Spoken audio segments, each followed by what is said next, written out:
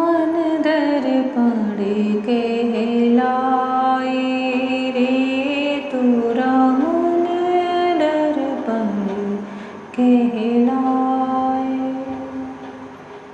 भले बुरे सारे कर्मों को देखे और दिखाए तोरा मन दर्पण कहलाए रे तोरा मन दर्पण कहलाए।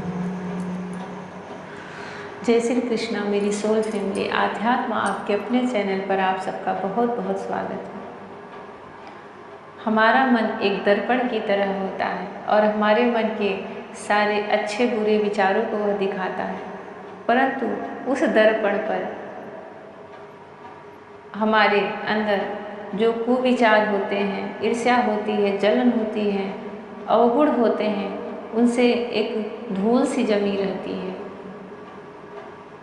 जब हम योग को अपनाते हैं, ध्यान करते हैं, अपने मन को स्वच्छ करते हैं, एकाग्र करते हैं, तो उस दर्पण पर से वह धूल हटती है और हम स्वयं को देखते हैं। अपने मन के आईने में अपने उस अंतःकरण के स्वरूप को देखते हैं कि वह कितना सुंदर है।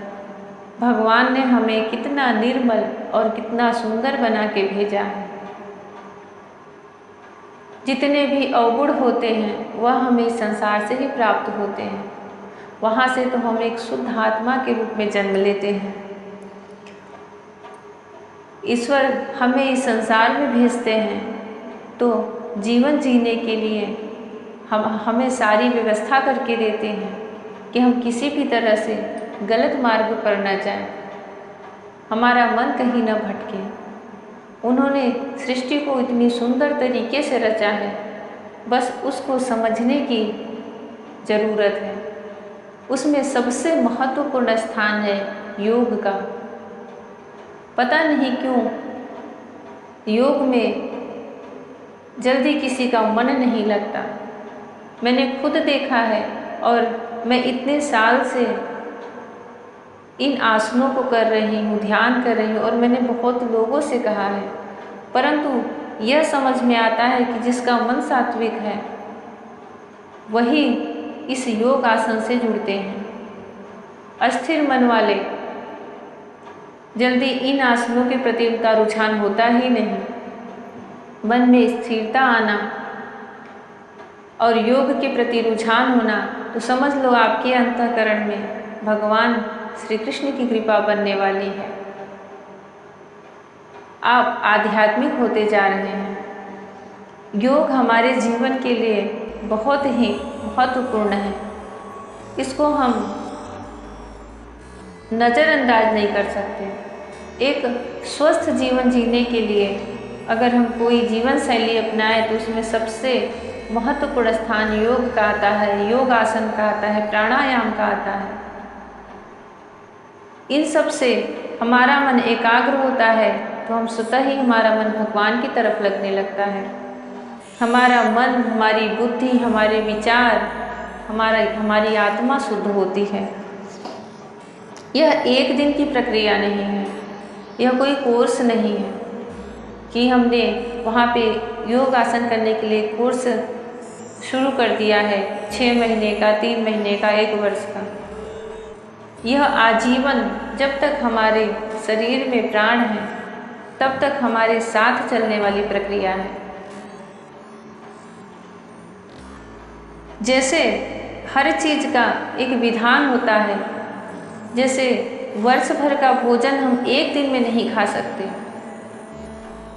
हमारे शरीर को स्वस्थ रखने के लिए हमें नित्य प्रतिदिन थोड़ा थोड़ा ही आहार लेना पड़ता है, जिससे कि हमारा ये शरीर सुचारू रूप से ढंग से चल सके। उसी तरह योग होता है।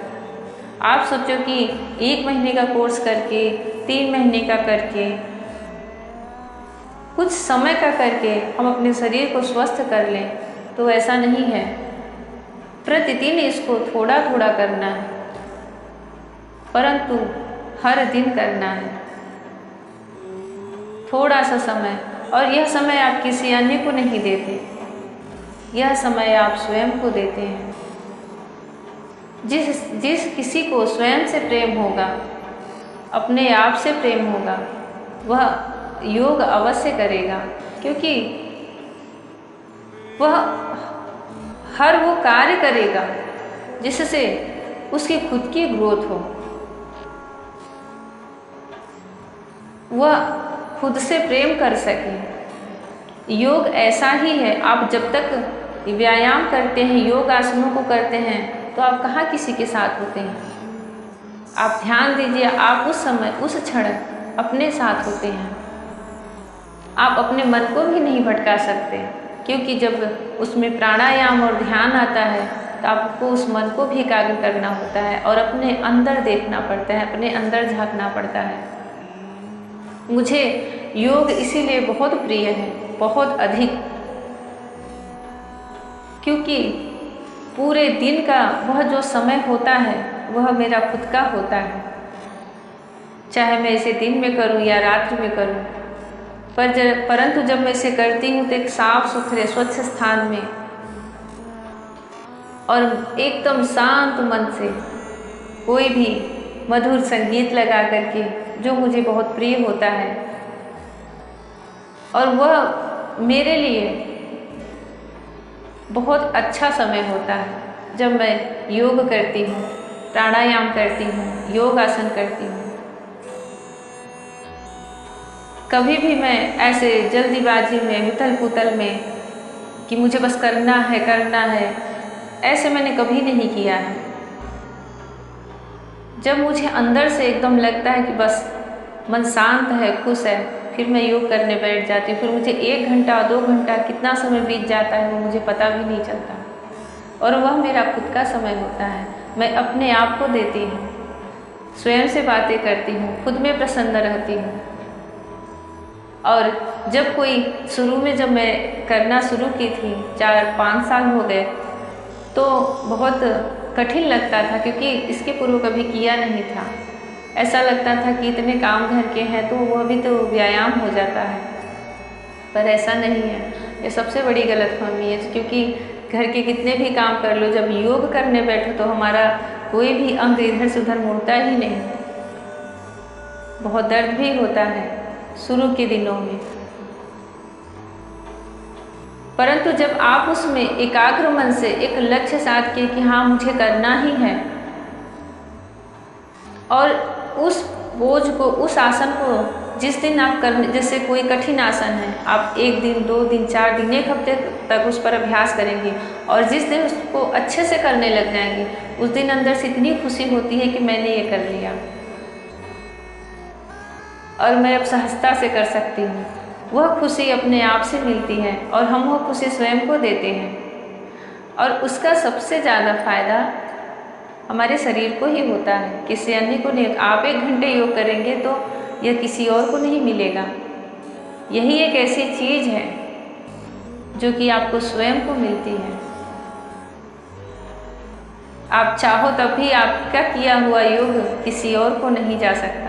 वह आपके ही शरीर को सुधारेगा, आपकी मन की दशा को सुधारेगा, आपके अंदर की जो नकारात्मक चीज़ें हैं उनको दूर करेगा। आपको अपने आप अपने अंदर सकारात्मक चीज़ों का बढ़ना समझ में आने लगेगा। आपको हर चीज़ अच्छी लगने लगेगी, मन प्रसन्न रहने लगेगा। कोई कठिन कार्य है उसमें भी आपको सरलता दिख जाएगी, कहीं नकारात्मक चीज़ें हैं तो उसमें भी आपको कोई पॉजिटिव चीज़ें दिख जाएंगी। यह योग का ताकत होता है, योग की पावर होती है, योग की जो ऊर्जा होती है आपको जो संतुलित करती है, वह आपको उस सन्मार्ग पर ले जाने लगती है, क्योंकि यह कोई किसी साधारण ने इसे नहीं रचा है। यह तो भगवान की बनाई हुई प्रक्रिया है। इसे बहुत बड़े बड़े ऋषि मुनियों ने बनाया है, और इसी को करके, अपना के, अभ्यास करके वह लोग तो भगवान नारायण को ही प्राप्त कर लिए थे। हम तो योग के बहुत सूक्ष्म से सूक्ष्म, सबसे छोटे पहलुओं पर ही ध्यान देते हैं और उसको भी नहीं कर पाते। यह भगवान की तरह अनंत है, गहराई लिए हुए। आप इसके अंदर जितना अंदर जाते जाएंगे, आपको हर दिन इसमें कुछ नया सीखने को मिलेगा। चाहे आप ध्यान में जाएं, योग में जाएं, आसनों में जाएं, प्राणायाम में जाएं, हर दिन आपको कुछ न कुछ नया सीखने को मिलेगा, नया अनुभव मिलेगा। और हर दिन आपके शरीर में एक नया बदलाव देखने को मिलेगा। आप पहले से अपने आप को ज़्यादा बेहतर पाएंगे। योग हमेशा के लिए यह फायदा लेकर आता है, हमारे शरीर में नियमित रूप से जो योग करते हैं, पूरे शरीर को लचीलापन, मांसपेशियों को खींचकर लंबा करके लचीलेपन को बढ़ाने में मदद करता है। यह हमारी ताकत बढ़ती है, तनाव कम करता है, एक पूरे बॉडी को एक बेहतर पोस्चर देता है, बेहतर और स्थिरता और समन्वय प्रदान करता है। योग हमारे दिमाग को साफ और स्वच्छ रखता है, रक्त परिसंचरण को बढ़ाता है, दर्द से राहत देता है। जाने कितने फायदे हैं इसमें, हम जाने या न जाने, यह एक अमृत कलश है। योग एक अमृत कलश है, इससे अच्छा उसका और कोई दूसरा नाम नहीं दे सकते। हमें बस इसका प्रतिदिन कुछ बूंद का पान करना है। जैसे अमृत अपना कार्य करके ही रहती है, वह यह नहीं देखती कि सामने वाला पात्र अच्छा है या बुरा है, ऐसे ही योग है। बस आप इसे अपना लीजिए और फिर स्वयं में उस अमृत के बूंदों का असर देखिए।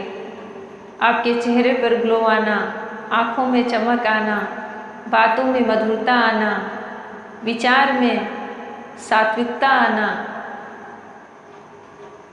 और आत्मा में भक्ति आना, मन में ध्यान आना, शरीर में स्फूर्ति और ताकत आना, चेहरे पर एक दैवी मुस्कान आना, यह सब हमें सिर्फ और सिर्फ योग ही दे सकता है।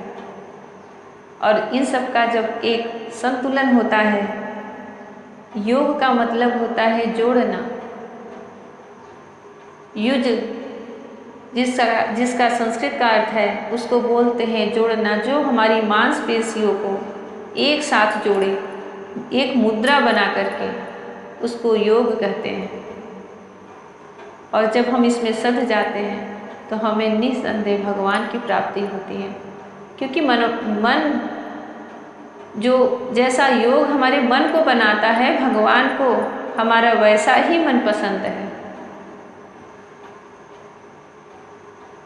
तो जब भगवान के अनुसार हमारा मन तैयार हो जाता है तो उसमें भगवान स्वयं आ जाते हैं। यह योग की एक बहुत बड़ी उपलब्धि कही जा सकती है। आपने भक्ति की है या नहीं की है, परंतु आप योग के बहुत बड़े साधक हैं, तो आप अपने आप में एक बहुत बड़े भक्त हैं। क्योंकि इतने जैसे एक शांत ठहरा हुआ जल होता है, बस योगी का मन वैसा ही होता है।